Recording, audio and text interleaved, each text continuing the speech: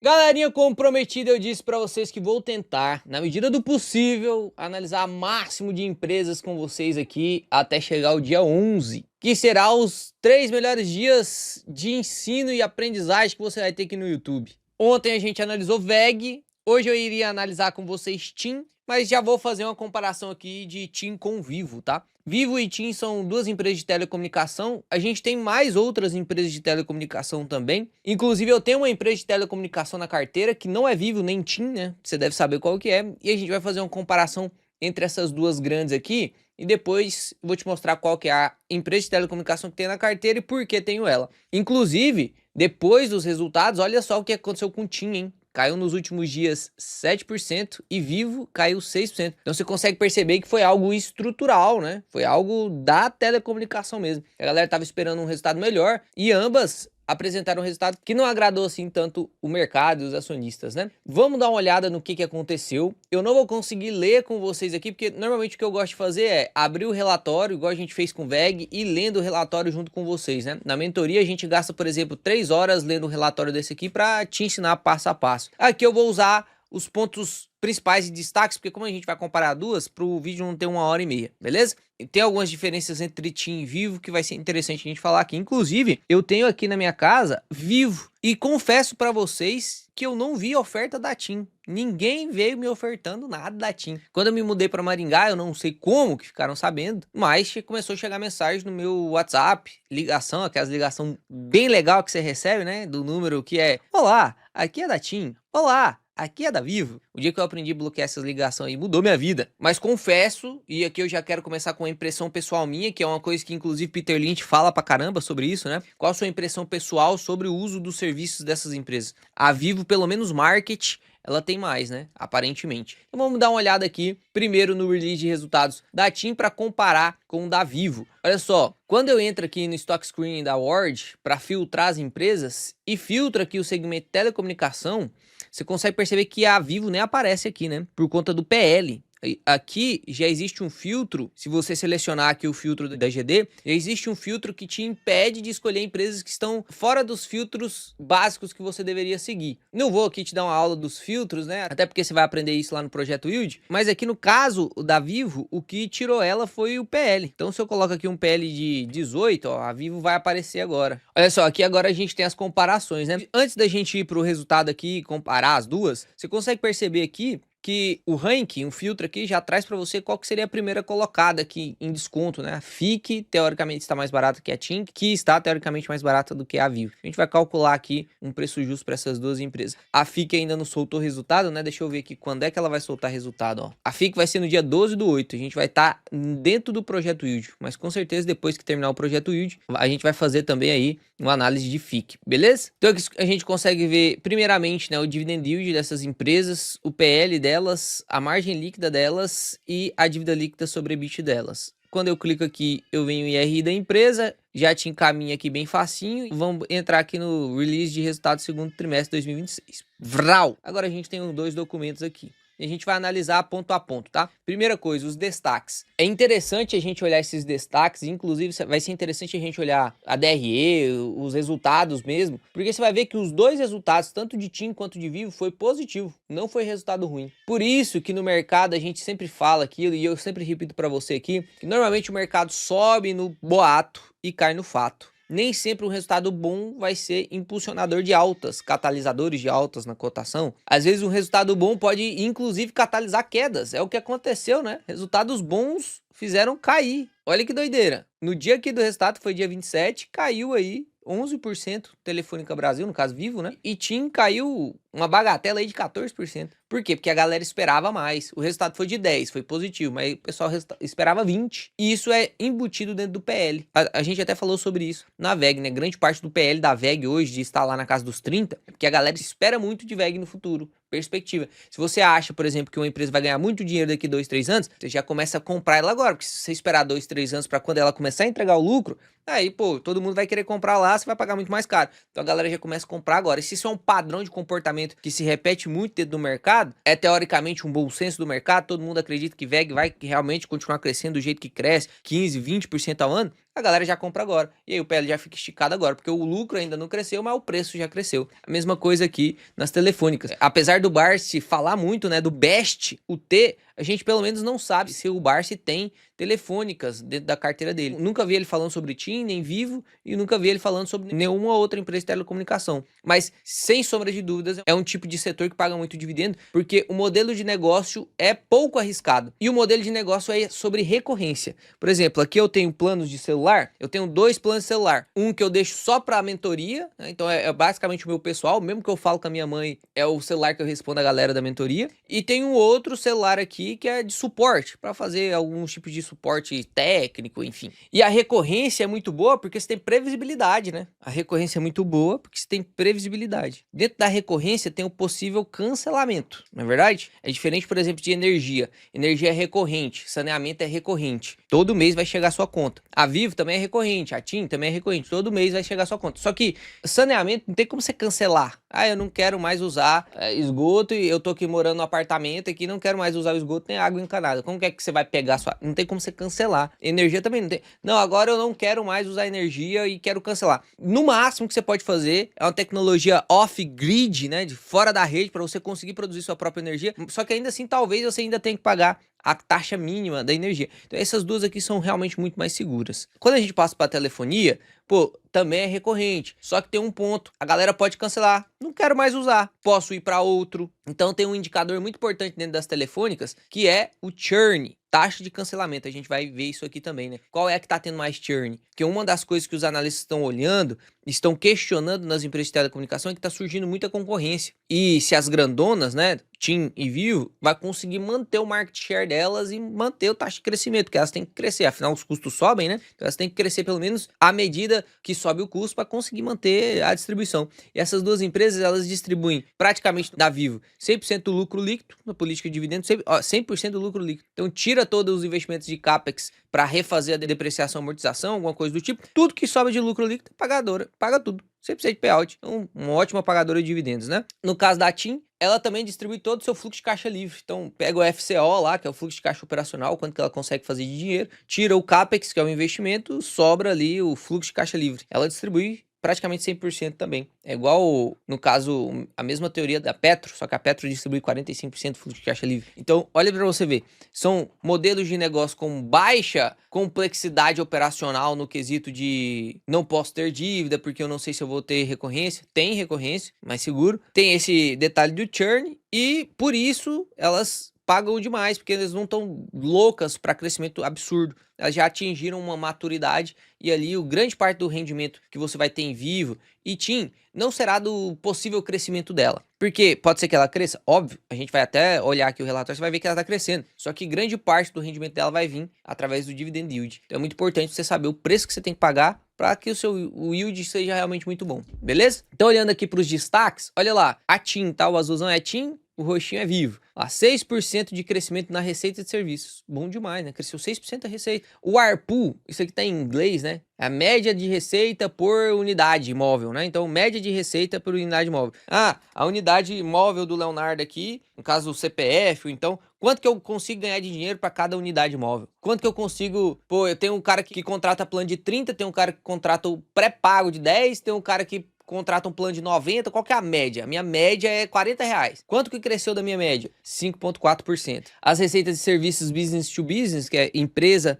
Eu expliquei isso ontem, tá vendo? Tanto que é importante você acompanhar todos os vídeos do canal, mesmo que seja uma empresa que você não queira saber, que tem coisa que eu ensino no vídeo anterior que depois eu vou começar a usar pra frente. Se não viu, fica perdido, né? Então aqui cresceu 16%, whole share aqui, que no caso seria vendas em atacado, né? Para empresas que compram no atacado, assim. Tirando essas vendas no atacado, cresceu 16,6% ano a ano. O EBITDA aqui cresceu 7,8% ao ano e o fluxo de caixa operacional cresceu 11,7% ao ano. A geração de caixa é absurda, né? A geração de caixa é absurda aqui. Inclusive, você consegue ver que a margem do fluxo de caixa operacional e do EBITDA, olha pra você ver, aqui a gente tem uma margem EBITDA de 38,7%, é maior do que a da WEG. É maior do que a da WEG, no caso de EBITDA, né? Óbvio que para crescimento não é maior do que a da WEG. O ROIC, por exemplo, da WEG é muito maior. Em remuneração aos acionistas aqui, 790 milhões. Vamos olhar os destaques da Telefonia Brasil, só pra gente ir passando aqui. Ó, receita cresceu cresceu aqui 7,6, enquanto a TIM cresceu 6,1, né? A Vivo cresceu o EBITDA em 10,9, enquanto a TIM cresceu o EBITDA em 7,8.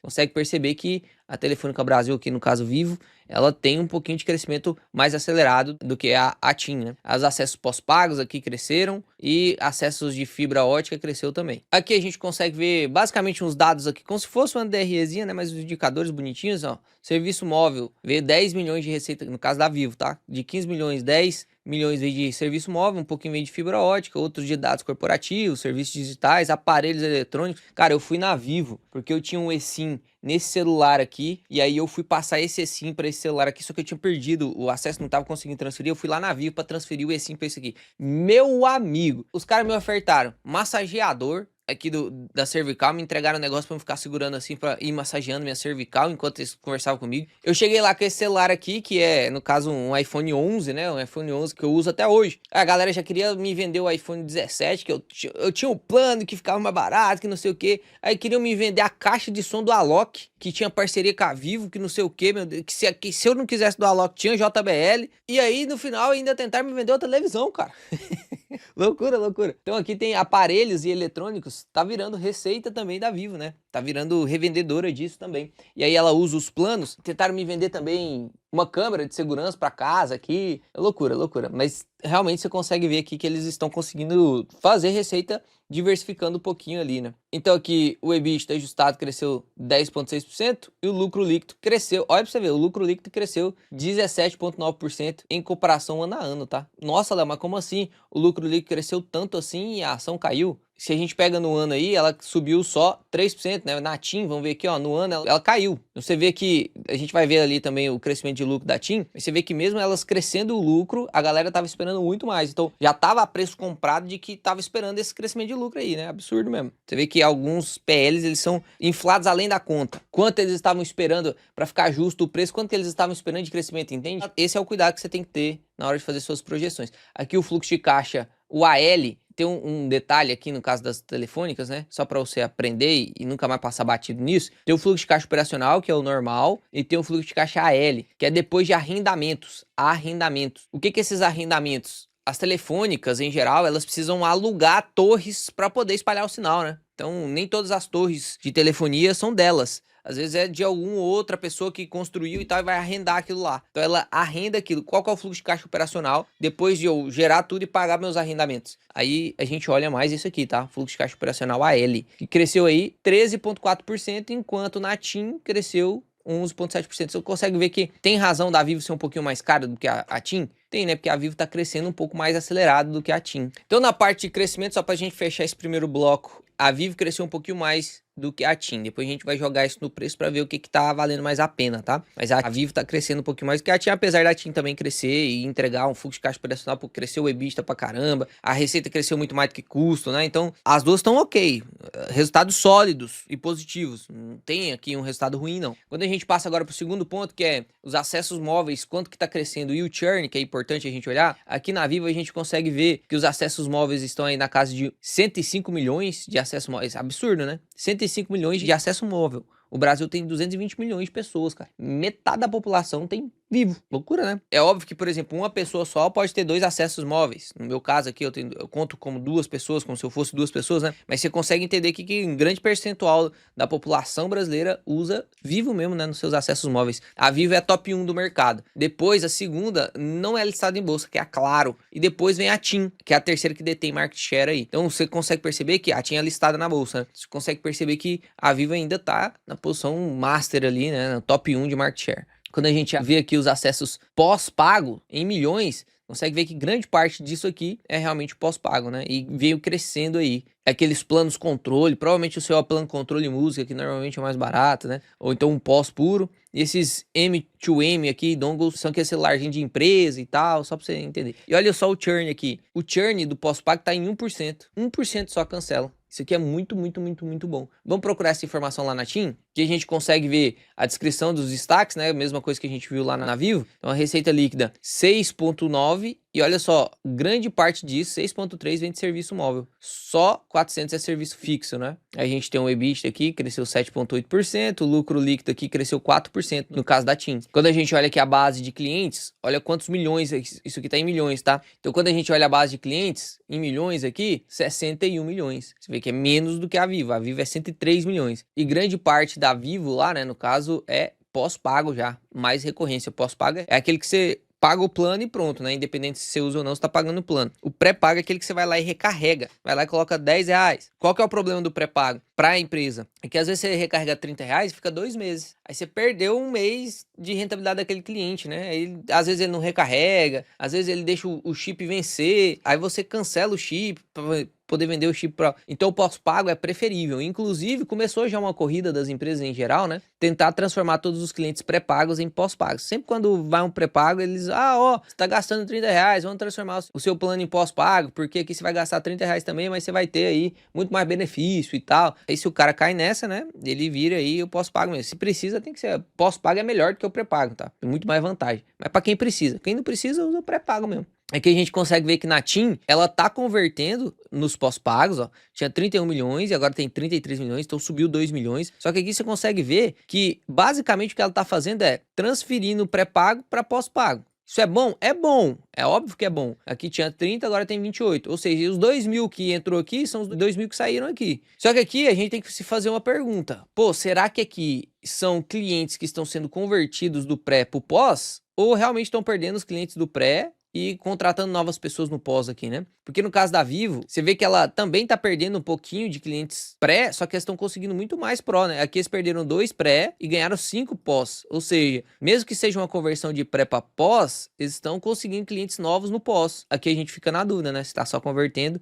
ou não, se tá só perdendo. E aí por isso a gente tem que ver o churn. Vamos procurar o churn aqui? Olha só, aqui na TIM, tá lá na parte 16, lá embaixo, em indicadores operacionais, você consegue ver aqui o churn mensal, 3%, hein? E não é uma coisa que não se repete, não. O churn da TIM é um pouquinho mais alto mesmo. 2,9% lá no primeiro TRI de 2026. No primeiro semestre de 2026, 3%, né? Juntando o primeiro TRI com o segundo TRI. No segundo TRI de 25, 2,9%. No primeiro semestre de 2025, 2,9%. Então você consegue ver que a TIM, ela tem menos capacidade de segurar o cliente. Como tem mais cancelamento e ela tá subindo o número de clientes, significa que ela consegue capturar novos clientes. Mas ela captura os novos clientes, esse cliente passa aqui um pouquinho, se decepciona talvez com o serviço, ou a Vivo oferece serviços melhores, ou a Claro oferece serviços melhores, e aí esse pessoal vai lá para essa outra. É óbvio que um churn de 2, 3% é ok ainda, né? Você não vai, se a renovação da base for maior do que 3%, você não vai ficar no zero. Mas a Vivo tem um churn de 1%, né, cara? 1% aqui, pelo menos olhando só pro pós-pago. Aqui a gente vê que o churn no trimestre ficou para 1,4. Então, realmente, a Vivo consegue manter melhor o cliente. Quando a gente olha a TIM aqui, a parte de fibra ótica, porque você pensa, a Telefônica ela tem que tentar pegar e vender o combo melhor para você, com o máximo de serviços ali, para tentar aumentar a ARPU deles, né? Que no caso seria a renda média por cliente. Então, se eu contrato, por exemplo, uma rede móvel no celular e uma rede fixa aqui na internet, pô, eu tô gerando mais dinheiro para a empresa. Isso é bom, por mais que ela me dê desconto, porque ela usa o mesmo cliente para isso. Senão eu iria para outra, né? Então aqui no caso, a gente consegue ver que temos 500, olha isso aqui, nós temos 32 milhões de casas passadas de fibra ótica da Vivo e casas conectadas 8.2. Você consegue ver que o investimento da infraestrutura de casa passada já tá em 32 milhões. Só que ainda só é contratado 8.2. Já viu aquele momento que você vai contratar a internet, aí a galera fala assim, não, pera aí, deixa eu ver se na sua casa tem serviço para Vivo. Aí ela vê se já tem fio passado, não tem Vivo passado, só puxar pro seu prédio, só puxar pro seu AP, só puxar pra sua casa e tal. Você vê que tem uma infraestrutura aqui que dá para poder aumentar a fibra ótica, né? E no caso da TIM, também tem a TIM Ultra Fibra, tá? Também tem essa parte de segmento fixo. A performance aqui da receita de serviço fixo refletiu principalmente no avanço da Ultra Fibra, que não era uma coisa tão bem praticada na TIM. A TIM tem bem menos do que a Vivo nisso. Pode ser que a TIM evolua nessa parte também.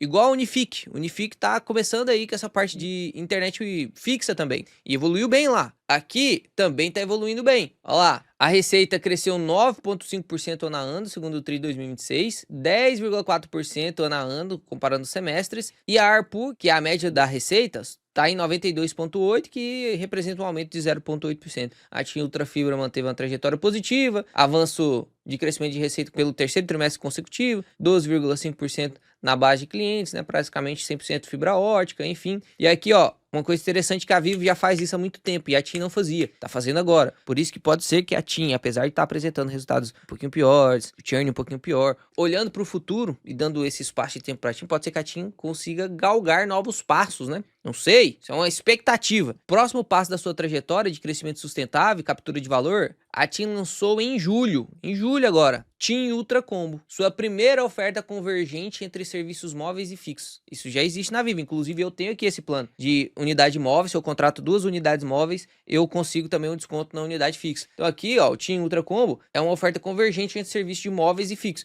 O cara que tem o serviço móvel, basicamente 100% das pessoas tem o serviço móvel e tem internet em casa, né? Então provavelmente aqui o que vai crescer é ou a galera que tem serviço fixo já em casa, ser surpreendido agora que a TIM vai lançar um serviço fixo de melhor qualidade. Por exemplo, eu tenho aqui em casa a Bless, que é um serviço de internet que usa provavelmente um dos servidores aí das grandonas. E aí eu sou surpreendido com o serviço agora da TIM, eu troco a Bless pela TIM, aí a TIM é boa mesmo, beleza, consegui aqui, ela já conseguiu um ARPU comigo. Aí depois de um tempo ela começa a me oferecer, sabia que porque você tem essa internet fixa aí, você consegue um plano melhor aqui? Aí a galera fala, quanto você tá pagando seu plano atualmente? Eu tenho até uma técnica, uma aula dentro da mentoria, que eu te ensino a economizar 20% do seu custo sem perder qualidade de vida. E esses 20% vira investimento. Mesmo você que fala assim, mas eu vou entrar na mentoria porque eu não tenho dinheiro para poder investir, tem uma aula lá que economiza 20% dos seus custos. Isso é impressionante, cara. Principalmente quem ganha muito. Eu vi muita gente que ganha muito, por exemplo, 50 mil,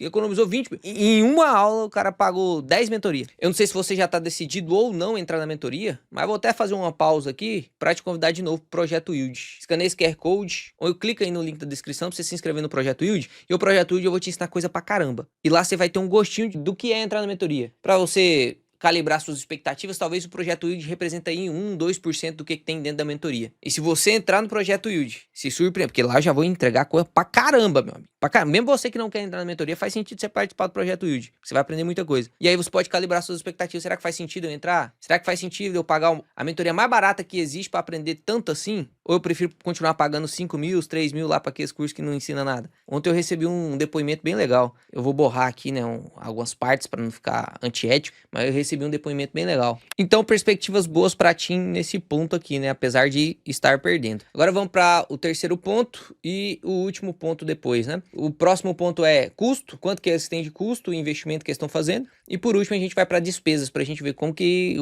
que cada um deve, se tá saudável, se não tá. Então aqui, vamos olhar pra TIM primeiro, que eu já tô aqui na página, ó. Custos e despesas operacionais. Subiu ano a ano aqui, ó, 6%. Se a gente pega aqui normalizado, que tem custo de mercadoria vendida aqui, ficaria em 5,6%. Mas vamos usar esse 6% aqui, né? Como que a gente vê se esse custo é saudável ou não? Se a receita tá crescendo mais do que o custo. A receita tá crescendo mais do que o custo. Léo, quer dizer que se a receita cresce menos do que o custo é ruim? Não necessariamente, porque a gente tem que ter essa maturidade aqui, ó. Vou usar a tela preta pra você entender isso aqui. Nossa senhora, tem que ser a tela preta mesmo, porque a tela branca chegou a dilatar minhas pupilas.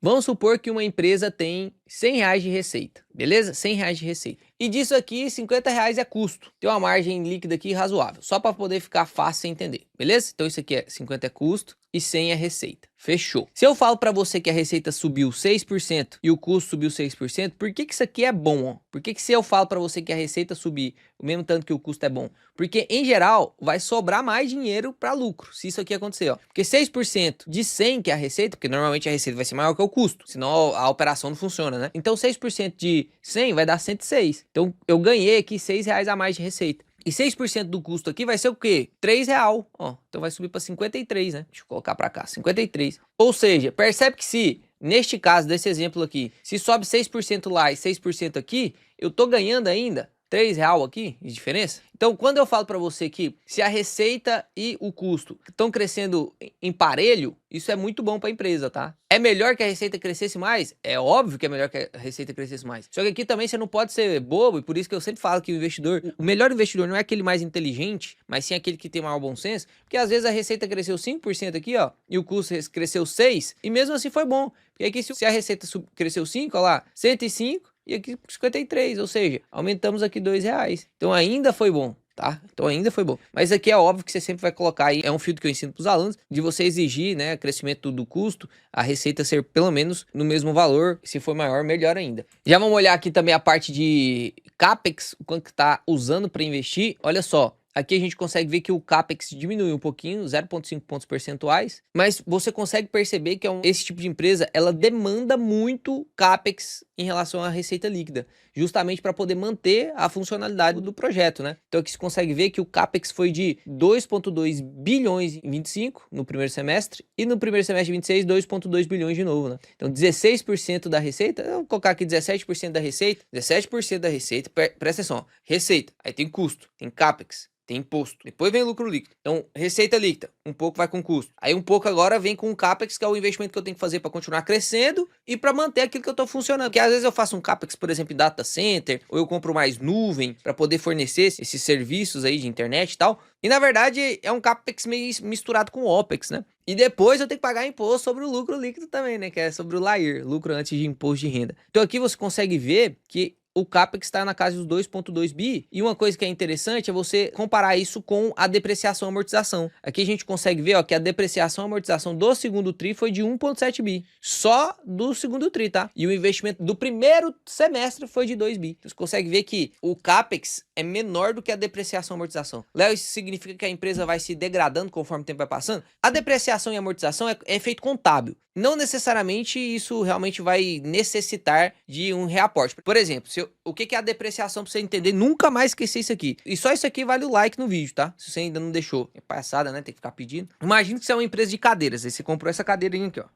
Comprou essa cadeirinha aqui, beleza? Você contabilmente, a empresa contabilmente tem que falar o quanto que ela vai depreciar por ano. Você tá vendo que tá fazendo uns estralos aqui do jeito que eu mexo? Porque ela já tá mais velha, ela já não tá mais nova. Não sei se dá pra você escutar aí, né? Mas tá dando uns estralos aqui, dependendo do jeito que eu me mexo aqui. E aí, contabilmente, eu tenho que falar assim, ó, eu gastei R$100 nessa cadeira e eu acho que ela vai durar 10 anos. Então, se eu acho que ela vai durar 10 anos, tem uma depreciação e amortização contábil de R$10 por ano. Então, se eu gastei R$100 aqui, ano que vem ela vale só 90. Depreciou. No outro ano, só 80. E em 10 anos, teoricamente, eu vou ter que gastar R$100 de novo para comprar uma outra cadeira, para jogar isso aqui fora, né? Que ela virou zero, virou pó. E aí eu tenho que jogar ela fora para poder colocar outra, ou seja, isso é um gasto que deve ser considerado. Então essa depreciação aqui, ela é um gasto contábil que deve ser considerado. Mas não necessariamente a cadeira dura só 10 anos. Aqui eu usei um exemplo esdrúxulo, né? Mas pode durar 20. Então não necessariamente eu preciso reaportar tudo aquilo que deprecia. Se eu tenho um CAPEX maior do que a depreciação e amortização, significa que é uma empresa de muito crescimento. Se eu tenho um CAPEX menor do que a depreciação e amortização, cuidado. Ou pode ser que ela atingiu a maturidade, que agora ela quer distribuir muito dividendo,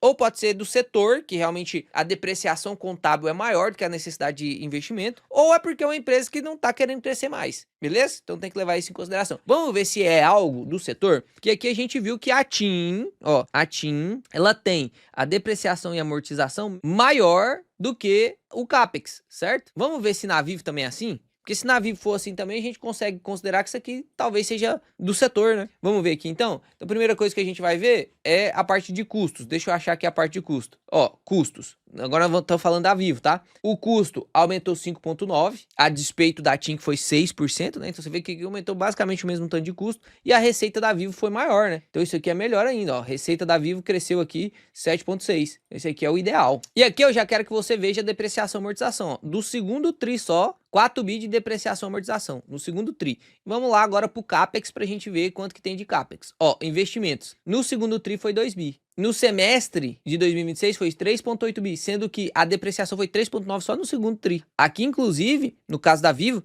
a depreciação é bem maior do que o Capex, maior até do que da TIM. Então aqui você consegue ver que é algo inerente mesmo do setor, né? São empresas mais maduras, empresas que estão querendo distribuir mais do que focassem num crescimento muito grande. Às vezes, na verdade, o que falta crescer ali é marketing, é melhorar a venda, porque já tem uma infraestrutura para atender 32 milhões de brasileiros. Não preciso passar para atender 50, eu tenho que aumentar agora. As casas passadas já estão passadas, agora eu tenho que aumentar a venda. Dessas 32 milhões de casas passadas, eu só tenho 8 milhões. Primeiro eu jogo aqui, aí depois eu invisto para, agora vamos expandir para 50 milhões, para 100 milhões. Aí eu vou, entende? É um momento. Então aqui, no caso, a TIM saiu vencedora do quesito da Vivo, né? Mas basicamente as duas estão representando aí, em todos os resultados que a gente está comparando, todas estão muito bem. É óbvio que a Vivo tem um pouquinho mais de qualidade, um pouquinho mais de, talvez, maturidade. A TIM ainda vai começar aquele projeto novo lá, né? Que pode alcançar em alguns pontos o crescimento da Vivo. Talvez até ultrapassar. E a gente vai continuar acompanhando, beleza? Agora vamos para o último ponto, que é resultado financeiro e dívida. Vamos ver como que tá aqui as duas empresas. Vamos olhar para a TIM aqui primeiro? Resultado financeiro da empresa, olha lá, deu negativo, 569 milhões. O que é resultado financeiro? É tudo que eu gero com dinheiro investido, então receita financeira, menos despesa financeira. Aqui é todo o dinheiro que está investido, que gera juro para mim, entra dentro do caixa. Se eu coloco lá dentro da caixa andando bem, que gera juro para mim, gera caixa, é receita financeira. Despesa financeira é tudo aquilo que eu tenho que pagar de juros. Então eu peguei dinheiro emprestado e agora eu tô tendo que pagar uma parcela. Eu financei um carro e agora eu tô tendo que pagar parcela. Isso é despesa financeira, é juros, tá? Então aqui a gente consegue ver que no total, a receita financeira menos despesa financeira deu negativo aqui no caso da TIM. Então significa que ela tem mais despesa financeira do que receita. Vamos ver aqui, ó. Olha o que ela tem de juros. Ela tem 97% de juros sobre dívida financeira, tem 175 de juros relacionados à caixa. Então olha aqui, esse 175 entra aqui na receita financeira. Esse 97 entra ali na despesa financeira, que é juro relacionado à dívida que ela está pagando. Esse juro sobre arrendamento é o que ela paga de juro para poder arrendar aquelas torres que eu já te falei, né? O AL vem de arrendamento e o L vem de liases, que são esses financiamentos para arrendamento, né? Teria que ter mais tempo aqui para explicar com detalhes. Dentro da mentoria eu faço live de telecomunicação e a gente explica tudo. O modelo de negócio é mais importante do que só os números. Então aqui teve despesa também com juro, mais despesa um pouquinho, e então ficou negativo aqui de 569. Aí é que ela explica, né? O resultado financeiro reflete principalmente a uma base comparativa desfavorável frente ao segundo TRI de 2025, período beneficiado pela reversão e atualização monetária de contingência cível na nota 24 do ITR e tal, onde eles ganharam dinheiro ali, né? Então aqui quando você compara com o segundo TRI de 2025, como se a gente tivesse ganhado mais dinheiro aqui, mas na verdade foi só algo ali jurídico que fez eles ganharem um pouquinho mais de dinheiro aqui, tá? Então, por isso que ficou um resultado financeiro um pouco menos pior, né? Resultado financeiro negativo não necessariamente é ruim. Então a gente viu ali o resultado financeiro e agora a gente vê a dívida. Por que a dívida é importante? A dívida é importante pra gente calcular o WOC, que vai virar a premissa, a taxa de premissa de desconto que eu vou te ensinar lá no projeto ID, na terceira aula. Muito importante isso aqui, que é o custo ponderado de capital das empresas, que pouca gente utiliza hoje em dia, né? Mas o CAPM, inclusive, apesar de não ser tão completo, eu não uso tanto ele, que é um modelo de precificação das empresas, isso aqui gerou o prêmio Nobel para quem inventou, né? E aí precisa do WOC para calcular o CAPM. Você vai aprender isso. Então aqui, perfil da dívida, você consegue ver as dívidas aqui, ó, IPCA mais 4, baratinha, IPCA mais 4, CDI mais 2, CDI mais 2 é mais carinho, né? Mas esse outro IPCA aqui também muito barato. Aí licença de 5G aqui, dívida financeira Selic, também é um pouquinho mais cara. E os empréstimos de arrendamento, olha lá, IPCA mais 14, né? Aqui a gente consegue ver quanto que é a dívida total, 17 bilhões de reais. No curto prazo é 2,8, que tem que desembolsar em 12 meses, e 14 bilhões no longo prazo. Quando a gente joga isso aqui para ver a dívida líquida sobre EBITDA, que é importante você dar uma olhada, né? A gente tem aqui uma dívida líquida sobre EBITDA de 0,89 vezes. Muito tranquilo, muito confortável, principalmente pelo modelo de negócio da TIM, que é estrutural e muito tranquilo de pagar a dívida. Por exemplo, a gente não tem dúvidas de que 4 de dívida líquida sobre EBITDA é alta. Mas se eu falo para você que é em Taesa, pô, é mais confortável, porque tem uma previsibilidade muito grande. Aqui no caso da TIM, mesma coisa, né? Vamos ver agora como que tá a mesma situação da Telefônicas Brasil aqui, Vivo. A Telefônica Brasil é complicado, né? Melhor Vivo. Na Vivo a gente não tem uma tabelinha aqui do resultado financeiro. Então a gente vai ter que ir lá para a DRE para ver o resultado financeiro. Aqui, ó, resultado financeiro também foi negativo. 714 milhões. Não dá para ver com o mesmo tanto de detalhe que a gente viu ali, né, na TIM. teria que baixar um outro documento aqui, não vou fazer isso agora, mas também vimos aqui que o resultado financeiro foi negativo no caso da Vivo. E olhando aqui essa parte do endividamento, a gente também consegue ver, né, IPCA mais 7, uma dívida um pouquinho mais cara, Selic também mais cara, CDI também um pouquinho mais cara. Consegue ver que a dívida total aqui tá de 19 bi, 5 bilhões para o curto prazo e 14 bilhões para o longo prazo. E aqui a gente tem como que tá o endividamento líquido. A dívida líquida finalizou o semestre de 2026 em 10, vou colocar aqui 11 bi, né? Que não traz o cálculo dívida líquida sobre EBITDA propriamente dito, né? Mas a gente tem aqui uma média do EBITDA anual de 26 bi. Então é só a gente pegar 10 dividido por 26,4, daria uma dívida líquida aí de 1,37, muito confortável também, bem tranquilo. Então, pra gente finalizar essa comparação, primeiro ponto, as duas tiveram um bom resultado em destaques iniciais. A Vivo cresceu um pouquinho mais do que a TIM em grande parte dos itens. A TIM tem mais churn do que a Vivo. A TIM não tá conseguindo tanto assim clientes novos, que tá perdendo clientes no pré-pago, enquanto a Vivo, apesar de perder clientes no pré-pago nessa transição, tá conseguindo angariar muito mais clientes no pós-pago. Então a Vivo ganha nesse ponto, né? Do churn também, que tá de 1% em comparação à TIM, que está 3%. A parte de depreciação, amortização e a parte de investimentos, a TIM ganha levemente da Vivo, porque a diferença da Vivo em CAPEX do primeiro semestre não bateu a amortização e depreciação do segundo tri. Então, realmente, a depreciação está bem maior do que o CAPEX, mostrando que as duas empresas, isso é estrutural do modelo de negócio, né? As duas empresas não estão preocupadas em crescimento assim absurdo. Já tem a estrutura pré-montada e agora é mais fazer a venda mesmo dos produtos. Depois a gente viu sobre o endividamento, que as duas estão bem confortáveis, o resultado financeiro também bem confortável. E agora falando um pouco sobre essa remuneração, a gente consegue ver que ambas são excelentes pagadoras, né? Olha o quanto que teve crescimento de remuneração de julho de 2025 para julho de 2026, aumentou 31% a remuneração. Mesma coisa a gente consegue ver na TIM, aqui a gente tem um gráfico bem bonito também, aqui a gente consegue ver em 2003 quanto que foi a remuneração, 2,9 bi, 2024, 3,5 bi, 2025, 4,7 bi e o guidance de 2026 é para distribuir de 5,3 a 5,5 bi. Então vem crescente aí, né, essa remuneração. Dividend yield de 2023 foi 6,7, 2024 foi 10 e 2025 foi 9,3.